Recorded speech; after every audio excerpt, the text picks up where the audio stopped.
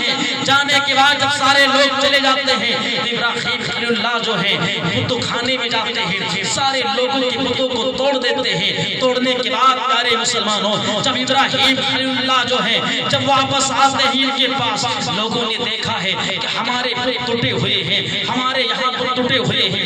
ابراہیم خلیل اللہ کے پاس آتے ہیں اور کہتے ہیں اے ابراہیم خلیل اللہ, اس بستی میں اس شہر میں آپ کے علاوہ کوئی نہیں تھا, بتاؤ بتوں کو کس نے توڑا ہے؟ ابراہیم خلیل اللہ نے کیا جواب دیا تھا؟ مسکرا کر بولو نا سبحان اللہ. جواب دیا تھا کہ ان بتوں سے پوچھو جس کی آپ عبادت کرتے ہو, ان بتوں سے پوچھو. لوگوں نے جواب دیا تھا کہ اے ابراہیم خلیل اللہ, ہم تو ایسے لوگوں کی عبادت کرتے ہیں جو نہ بول سکتا ہے, نہ چل سکتا ہے, نہ وہ کچھ کہہ سکتا ہے.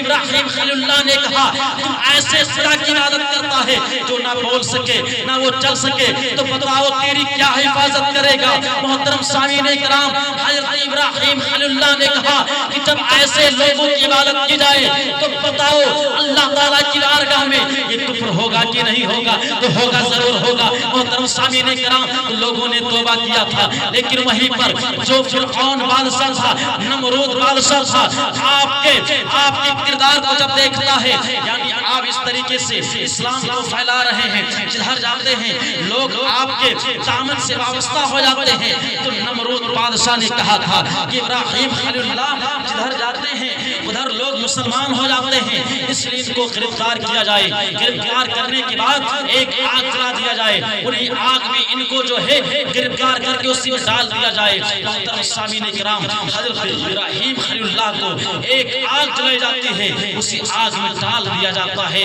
یہ وہی ابراہیم خلیل اللہ ہے جس کی ہم اور آپ سنت ادا کر رہے ہیں. محترم سامعین کرام, جب ابراہیم خلیل اللہ علیہ السلام کو آگ میں ڈالا جاتا ہے, ڈالنے کے بعد جب آپ آگ میں چلے جاتے ہیں, کئی دنوں تک آگ میں رہتے ہیں, جب باہر نکلتے ہیں تو آگ نے آپ کو نہیں جلا پایا تھا. یہ ابراہیم خلیل اللہ کی شان ہے پیارے. قربان جاؤ ابراہیم خلیل اللہ پر.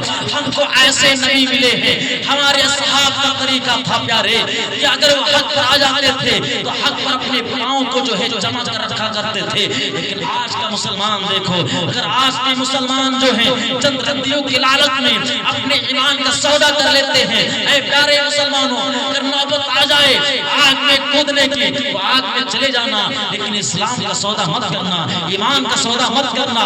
آپ کو بتاؤں پیارے, حضرت حاجرہ رضی اللہ تعالی عنہا ہیں, انہی کے بیٹے حضرت اسماعیل ذبیح اللہ ہیں, اور حضرت سارہ کے بیٹے حضرت اسحاق ہیں. جب آپ مصر میں آتے ہیں, مصر میں جب آتے ہیں تو آپ کی پیدائش ہوتی ہے اور حضرت اسماعیل علیہ السلام پیدا ہوتے ہیں. اس کے بعد میں آپ حضرات کو یہ واقعہ بیان کرنے کے بعد اپنی گفتگو کو ختم کرنے کی کوشش کروں گا. اسماعیل علیہ السلام پیدا ہوتے ہیں,